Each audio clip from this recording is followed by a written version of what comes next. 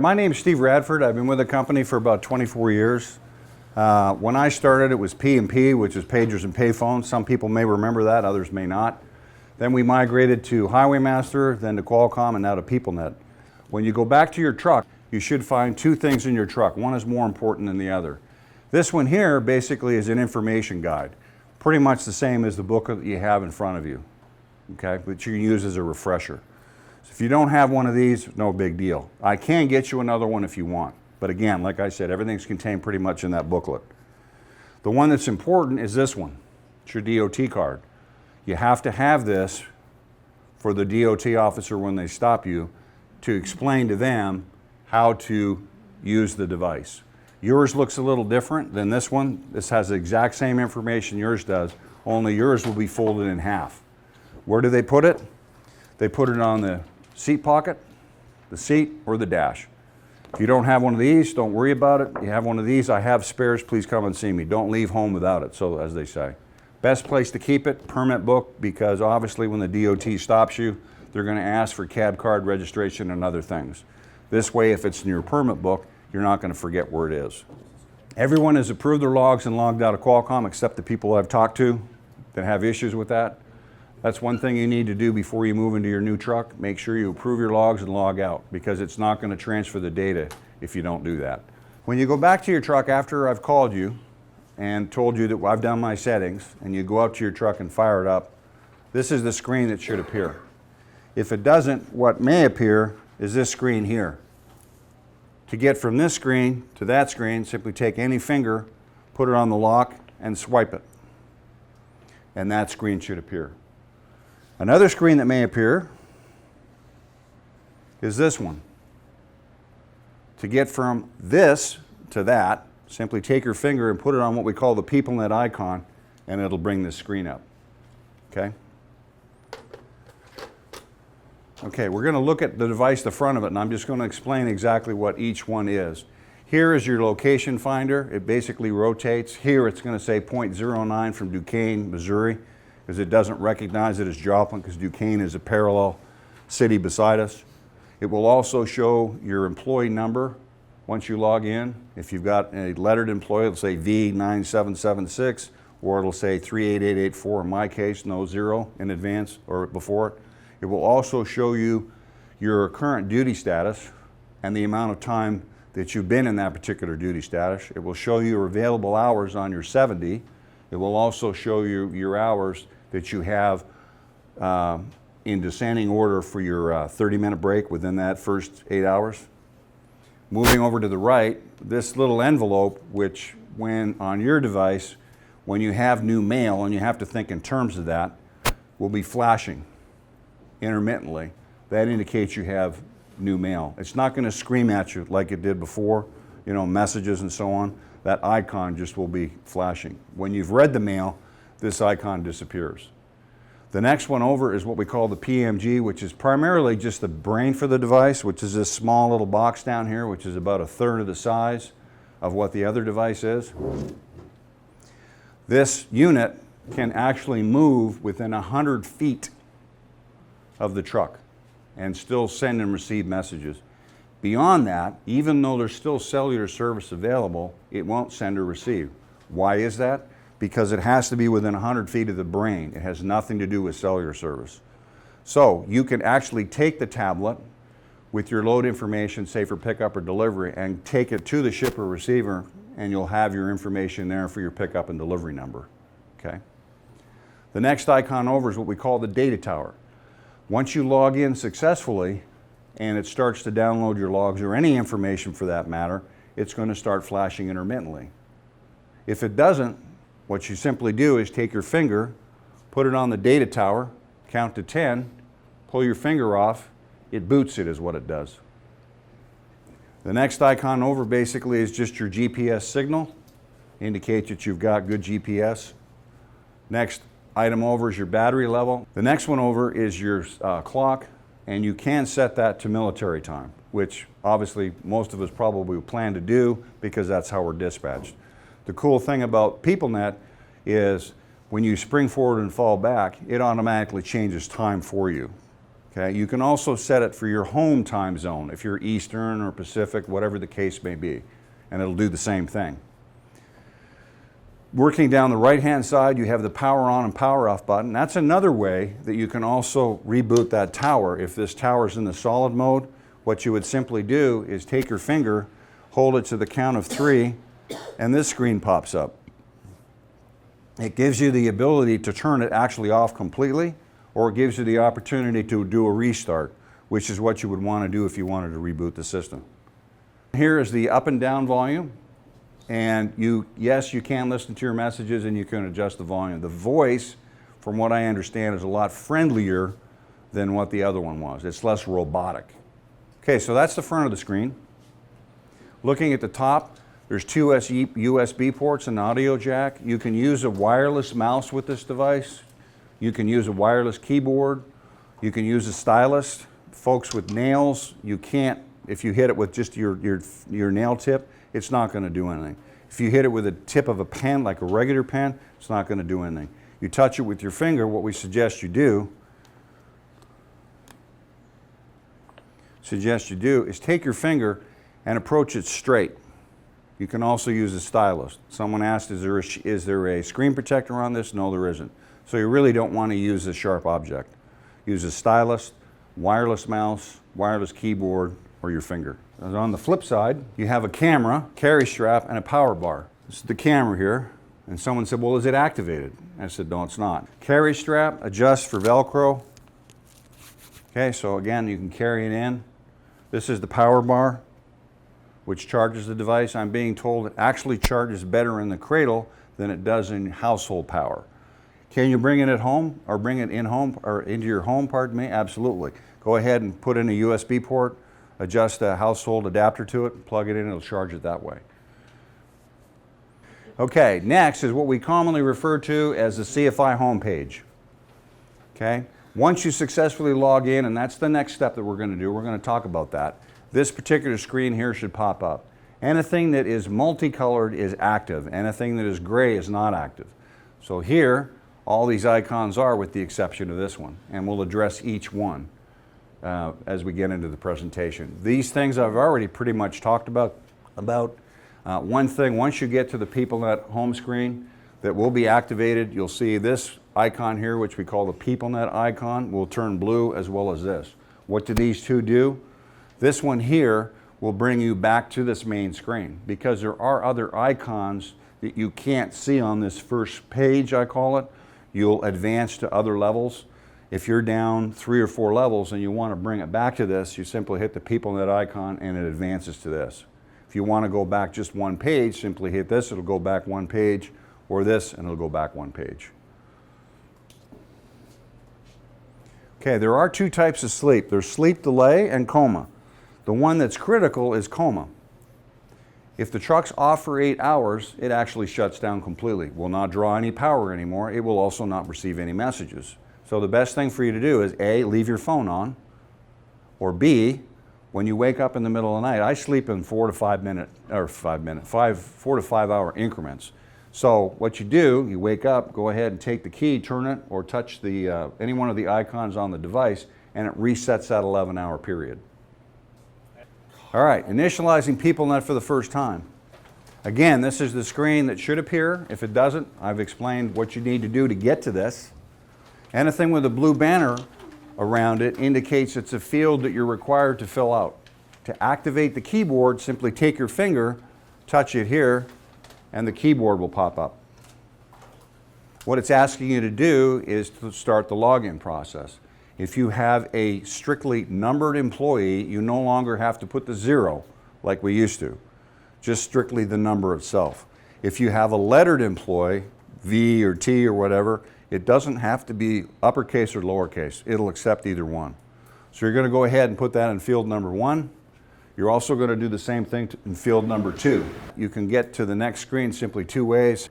If you hit that, it disappears, or you can hit next, and what pops up is this.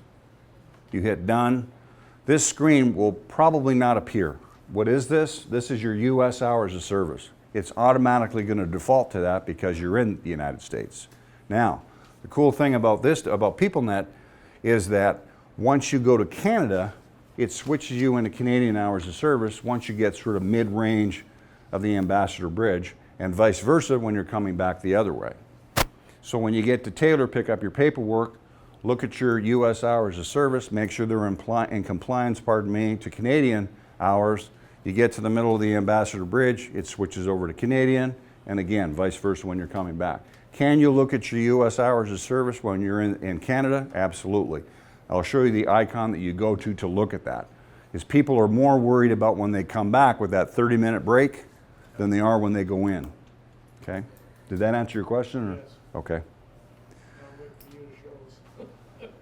Okay, the next one, once you've filled this in, and again, it probably won't, so what it's going to do, it's going to go from this, the login screen, to this one. Okay? What it's asking you to do is to confirm your duty status. Simply hit off duty, and it'll go to the next screen. But what I want to do is I want to explain these icons to you. This is off duty PC, which is personal conveyance. Personal conveyance is off-duty driving. Same stipulations apply to PeopleNet as they did to Qualcomm. Can't be under a load, etc.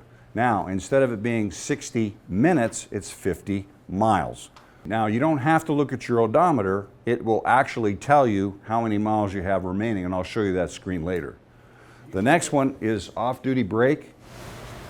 Now you said 50 miles. Now, Correct. what if that 50 miles takes you 2 hours? Doesn't matter. 50 miles. It'd take 10 hours. Awesome. Okay? So if you're in Laredo, as an example, where you're number 57 or 60 on the board, they move trucks fairly quickly out of there. You can move around town without having to worry about that 60 minutes. Okay, the next one is your 30-minute break. Has a little lawn chair with a coffee cup. Someone asked me, for it to count for the 30 minutes, do I have to hit this icon? Answer, no. You can hit either one of these two. People get hung up on some of the simplest things. I've had drivers call me and say, well, I can't get rid of this screen. I said, well, what is it asking you to do? It's, well, it's asking me to confirm my duty status that I keep hitting off duty and it's not doing anything. Well, the reason it isn't is you have to hit the icon. Simple, okay?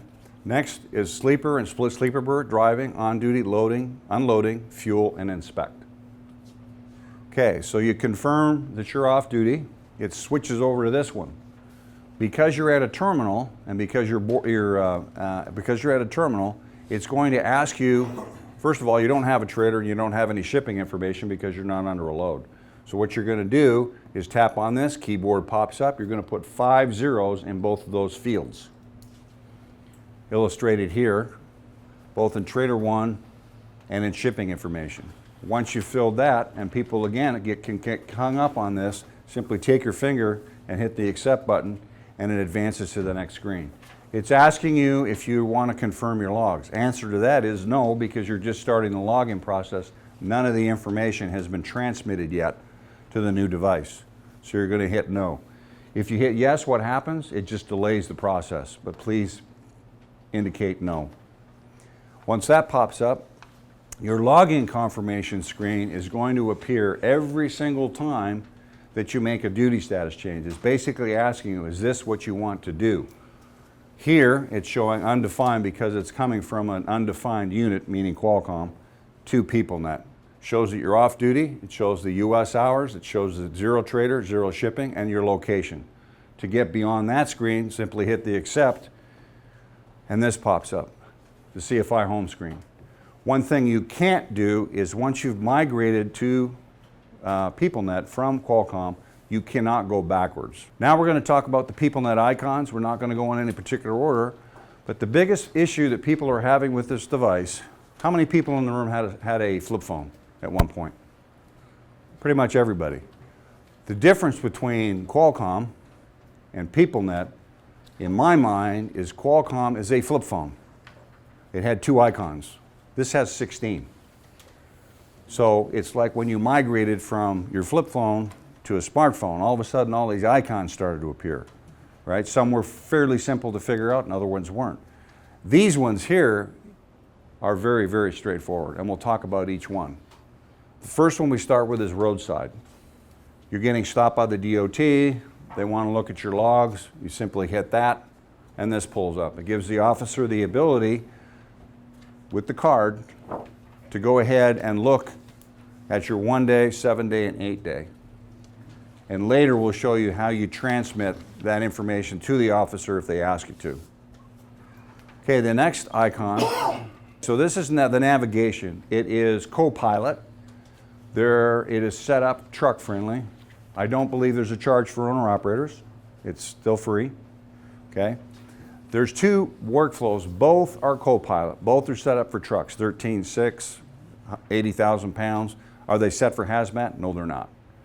There's navigation here, which is what you would use independent of workflow, which I know doesn't make sense right now, but there's actually this same GPS system exists here. But the only time you can use the GPS within workflow is when it's active, meaning you have a load. So they've given you the ability to use GPS independent of workflow. Okay? To make adjustments to workflow, to navigation, if you want to do that, simply touch on the 6 squares here, a menu pops up. You can set it up for 2-dimensional, 3-dimensional, put in your favorites, destination, etc., etc. The next one is a panic alarm. You have to be pulled over and stopped. In all 3 situations, what they're going to do first of all is they're going to call you. If they don't get an answer, say it happens here, they call you, they don't get an answer, they're going to send someone out to check on you to see what the issue is. If you need medical attention or whatever the attention is that you require, they're going to go ahead and send it. Now, if you hit it by mistake, it still gives you the option to cancel it or confirm yes. In the second situation, you're at a shipper or receiver. Same thing occurs. You hit the panic alarm. They're going to call you, no answer. They're going to send someone at that company out to check on you. They'll come back and tell us if you're okay or not. And then if you're not, then we'll send whatever's appropriate. In the case where they don't have the ability to do that, once again, they're going to call you, no answer. They're automatically going to send police, fire, and EMS. When we first tested this, how long did it take? I think Corey hit the button 5 or 6 times. Didn't get an immediate response. I did it about a week ago. I got a call in less than 60 seconds. Someone said to me, they said, well, you know, when you call operations, you're on hold for 45 or 50 minutes. Can I use the panic alarm? Probably not a good idea. They might let you get away with that one time, but you can't use it as a constant form of communication. Okay, the next one. All right, and this really serves one duty, this particular tab here. It's called Default Home Screen.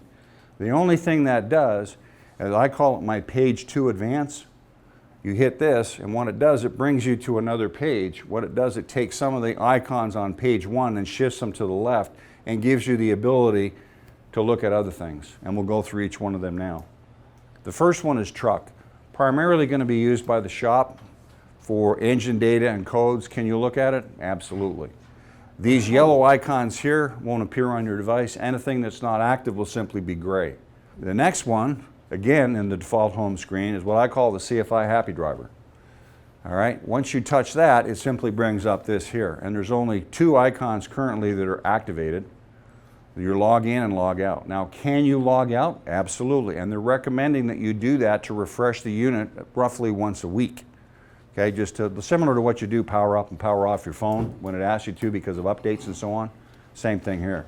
The only difference with the log out screen, it's going to ask you 2 questions. It's going to ask you, do you want to log out of the truck? Answer to that is no. You want to log out, but not log out of the truck. What's the difference? If you log out of the truck, it takes you out of the truck completely. Okay, so when would you use that? You would use it, in your case, when you're moving from an old truck to a newer truck that has PeopleNet. So then you would want to log out of the truck because it wants to move that information to your new truck. In this case, you don't want to do that. Now, this is also where driver 2, in your case, and others I'm sure, where driver 2 is going to log in. And we'll show at the very end of the presentation how the students and finishers log in, and the same thing with teams. But you're going to want to go to this screen. Now, once driver 2 is logged in, this gray icon will turn multicolor, and that's where you actually make the switch from driver 1 to driver 2. Next one, if you, again, default home, you go to system, it'll pull this up, which is your settings key. That's where you would adjust it from 12 to 24 hours. Again, we're dispatched to military time. Go ahead and do that. You also can set it for your time zone. It's programmed currently for 3 languages. We had a gentleman a couple weeks ago that didn't have the greatest command of the English language. We switched it to Spanish, and his face lit up because he understood exactly what it said. It has the ability for 24 languages because it's sold worldwide. And they may add other languages down the road. I speak French, so I can switch it to French if I want. Okay, the next one is your OER. When pressed, records 60 seconds of engine and vehicle data before the button was pushed and 30 seconds after activation. Where is that useful? You go into construction or an accident, it goes down to 1 lane, traffic has come to a complete stop. You leave enough room safely between you and the vehicle in front of you. You've got your 4-way flashers on. You may have your brakes set. You may have it out of gear. You may even have the truck turned off. And someone slams into you. I would hit this because it records the data. Now, does it film anything? Absolutely not. All it does is capture all the information that's going on about that truck based on these 2 parameters. Same thing applies if you're in your truck at night and you're laying down sleeping and all of a sudden, wham, right? Someone hits you. Do the same thing. It records all the data. You're not moving, you're not in gear, the truck's turned off. It's just one additional way to protect yourself. Okay, the next one. Now you have to think of, and this is where people get hung up on, is your envelope is flashing, you have mail. Where do you get your mail? You get mail from from your mailbox. So this is where you would get messages from. All right, so that little icon is flashing, you've got mail. You tap on that mailbox and this pops up. Your inbox, saved, outbox, sent, drafts, your email capability, form, and some forms you'll still use, other ones you'll never use again, and we'll explain which ones those are. Contacts, which is primarily your phone book that has everybody listed in alphabetical order except myself, and I'm happy for that because I get enough email as it is. And then obviously the delete option. Anything that is in this grayish blue form on your PeopleNet indicates that message has not been read. This one has, this one hasn't. So now you're going to send an email. So you're going to hit email. So you have to think in terms of that. When they send you a message, you're going to don't think of forms anymore, think more of email terms. What you're going to do is hit email, you're going to hit standard, you're going to hit contacts. Once you do that, your phone book will pop up and you scroll through that and alphabetically it lists everybody, including maintenance, safety, payroll, etc. So you can send anyone in the company an individual email, including your fleet manager. Why you wouldn't want to do that, and I'll give you an example. Jenna Norgard is my fleet manager. She works from 5 o'clock at night, from 5 o'clock in the morning till 2 o'clock in the afternoon. So if I send her an email at 2:15 on a Friday afternoon, she's not going to see it till Monday. Now, I might send her a message that I don't need immediate attention for, check on detention, layover, thinking of highlighting, etc. So then you would want to send them an individual email. In 90% of the cases, you're going to want to hit link dispatch. And whenever you choose whoever it is that you want to send an email to, you'll see this little box light up with a blue check. All right, link dispatch, what that does is it holds me, my truck number, to Jenna Norgard. When someone else comes in to replace her, regardless of who that is, it goes to them, and so on and so forth. So that would give you your immediate response versus the individual email where you're sending it to your fleet manager and they may not be in, or they've left for the day, or they're on vacation, or whatever the case may be. So you're going to hit link dispatch, you're going to hit accept.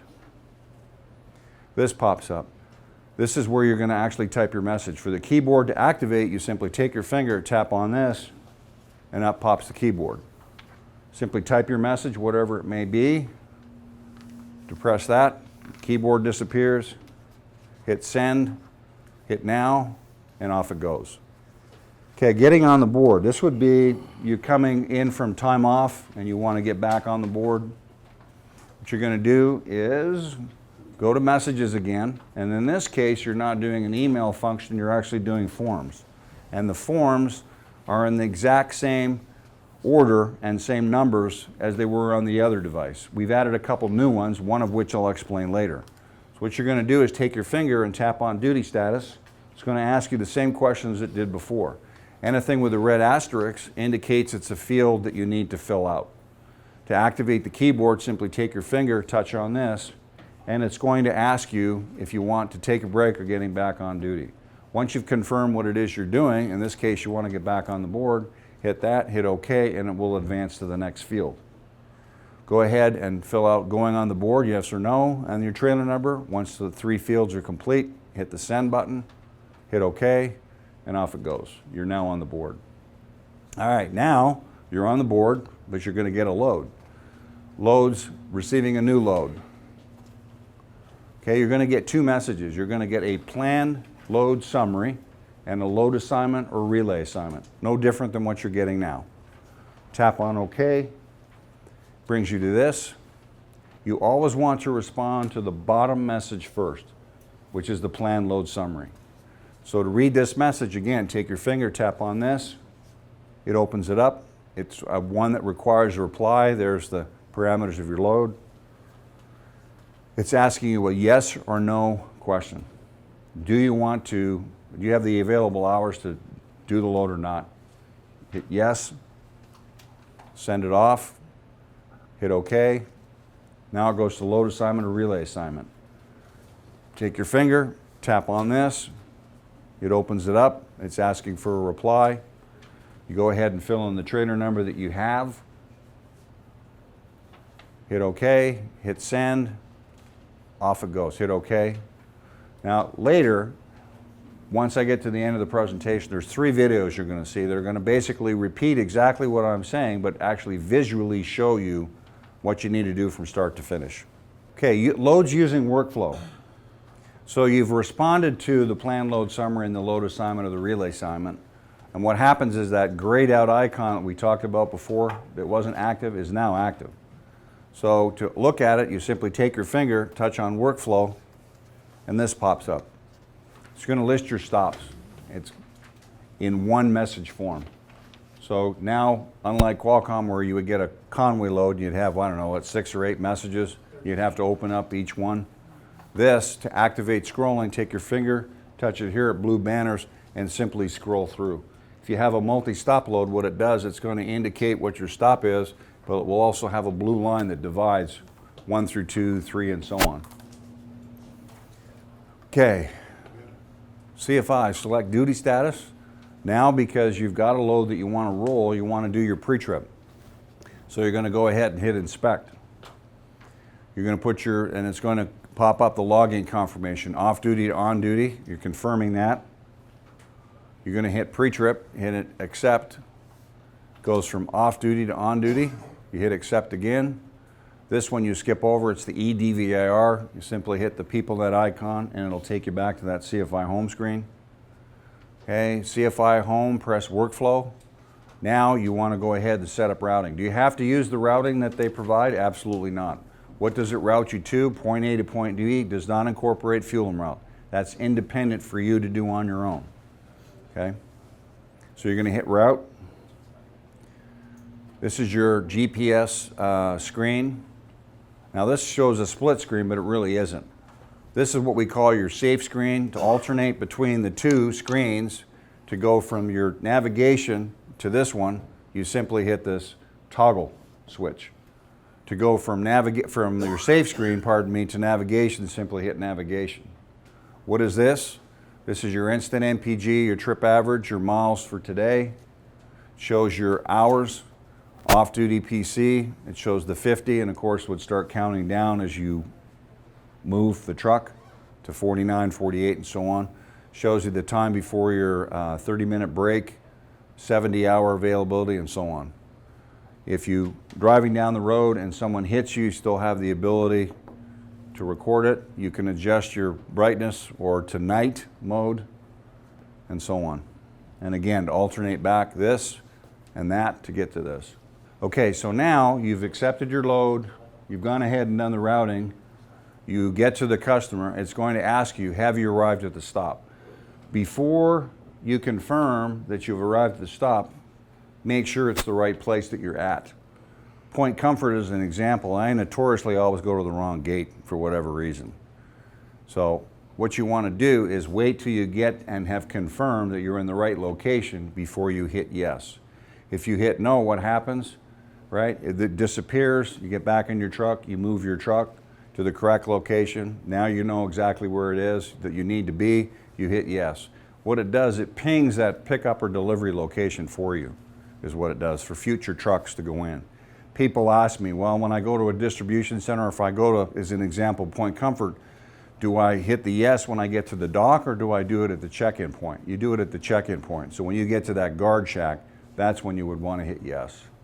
In the event that doesn't appear, what you simply do, and in probably about 90 to 95% it will, you want to go to workflow. You want to take your finger and highlight the stop that you're at, and this icon here that previously said trips switches to arrived, and you go ahead and hit arrive. It does the same thing. Okay, now once you've indicated that you've arrived, this is going to pop up. It's going to ask you to load as expected. What you want to do is you actually want to suspend this because you want to go to off duty. So you're going to hit the duty status, change it to off duty, and then once again this will appear. Once you are loaded as expected, simply tap on this, and it's going to ask you the same questions. Hit yes, hit OK. It's going to ask you the same questions it did before for your load information as it does now. So simply fill in all those fields. And again, some of us, we get those creative bills of lading that have almost no information on it.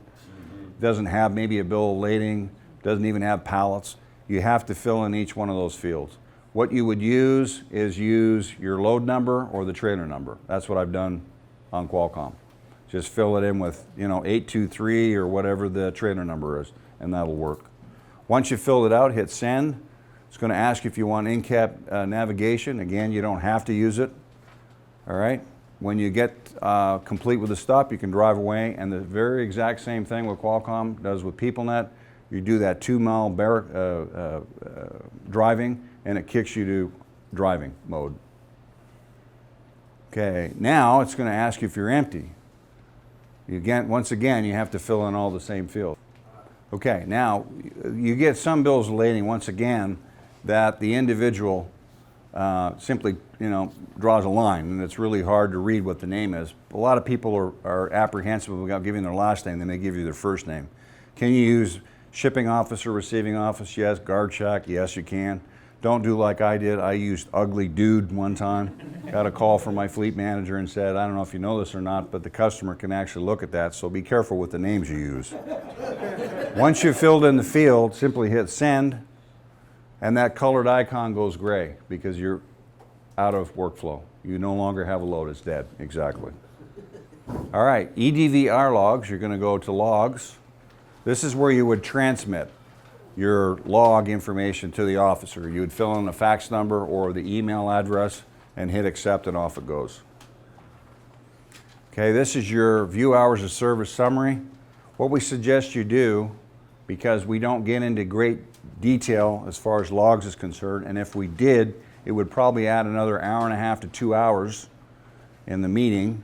So you'd now be sitting here for 4 hours staring at me, which is probably not a whole lot of fun. Okay?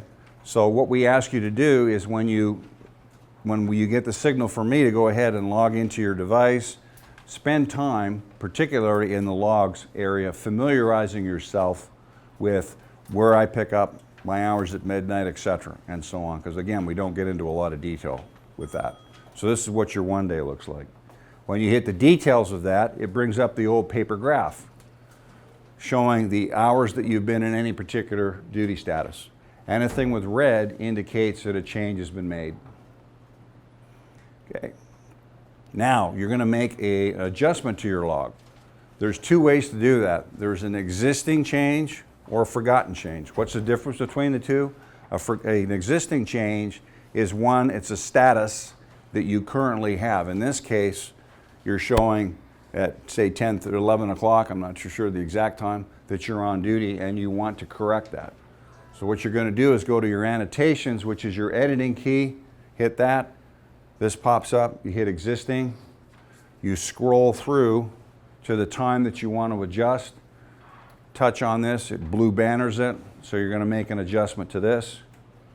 It's going to ask you what you want to change it to. It's going to ask you why for remarks. Fill that out, hit send or submit, go back to your 1 day, and you'll see it's taken that particular time period out for you. Again, anything red indicates. Now, is it instantaneous? No, it's not.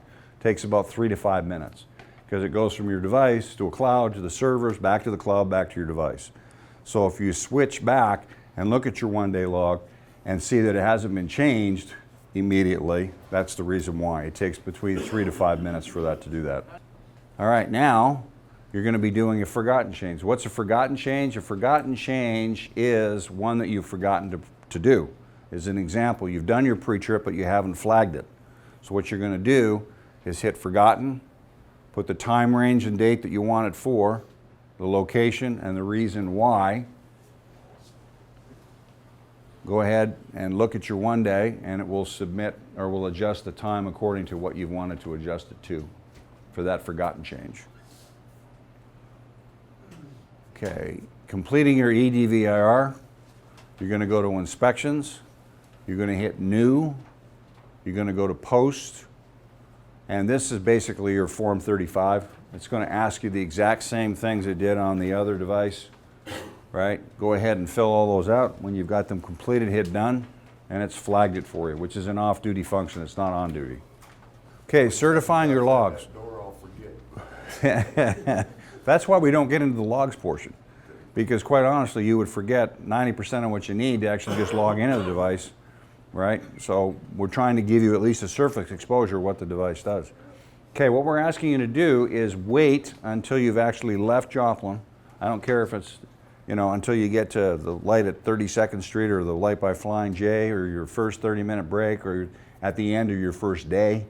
But wait to certify your logs. You're going to certify the exact same logs that you did on the other device because it's taking all that information and it's sending back to the new device for you to approve. So go ahead and wait. Now, the only thing that this tab does, if you hit it, it asks for a yes or no prompt. So what you're going to want to do before you get here and certify, you want to go to your EDVIR logs and verify that whatever it is that you're going to approve is in fact correct. If it's not, go ahead and adjust it. Once you've verified that it is correct, go ahead and certify your logs, hit that, hit yes, and it turns gray because you've approved your logs. Now, you can't go back, obviously, and edit anything that you've approved already, same as the other device. Can you edit driving time? No, you can't. You can only adjust the same things that you can adjust now on the new device. Okay, CFI applications. There's 2 ways to get to it. Simply hit the blue home button or this kind of open arrow. When you do that, this appears. This icon here, the only thing it serves as is to get you back to this screen. Gives you the ability, this is the icon that you're looking for, PeopleNet Driver Connect. It's kind of a powder blue square with a truck with a cloud on top of it. Company ID is 4677. It asks you for your username, which is your employee number, and your password, which is also your employee number. And again, that will download the app that will be your portable part of the PeopleNet. Receive your load information, change your duty status, look at your logs, etc. You also have the ability to go to the CFI driver dashboard, same username and password. This is your surf icon for your web browser. It's the same as Internet Explorer, Google. This is your settings, which you would set for if you wanted to hook up your wireless mouse or wireless keyboard. Note, company policies and standards are enabled, monitored on PeopleNet tablets. There are just certain websites you don't want to go to. Why? Yeah. Why? Black helicopter sites, probably don't want to do. Certain porn sites, probably not a good idea. All right, we want to get back to the CFI home screen, hit that. Teams and finishers, we're almost done. You go ahead and hit the default home screen, CFI Happy Driver, hit the login.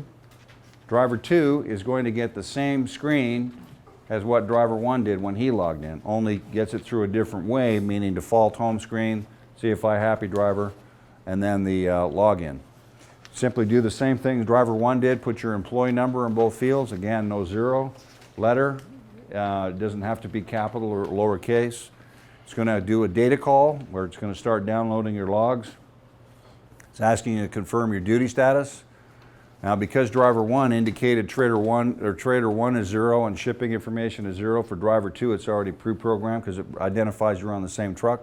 Simply hit accept. Hit yes because it's the training driver is your co-driver for this truck. Your login confirmation pops up, same as it did for driver 1. Hit accept. Okay, switching drivers.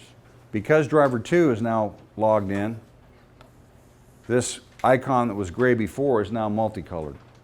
To get to the change user, simply just go to the default home screen, CFI happy driver, the change user, and you go here. The last person logged in is the active driver. So if you logged in, you guys are ready to roll, but he needs to be in the driver's seat, that's when you need to hit this and it will switch from driver 1 to driver 2. Okay? You have videos that are available on the CFI driver dashboard. There's 3 of them, which you're about to see. Use those as a resource to refresh yourself. There's also videos on YouTube. Simply go to PeopleNet and it'll pull up videos for you. You're more than welcome to take these booklets with you. There's that other booklet that should be in your truck. If there isn't one, I can get you one, but it primarily has the same information that this booklet does. That's it.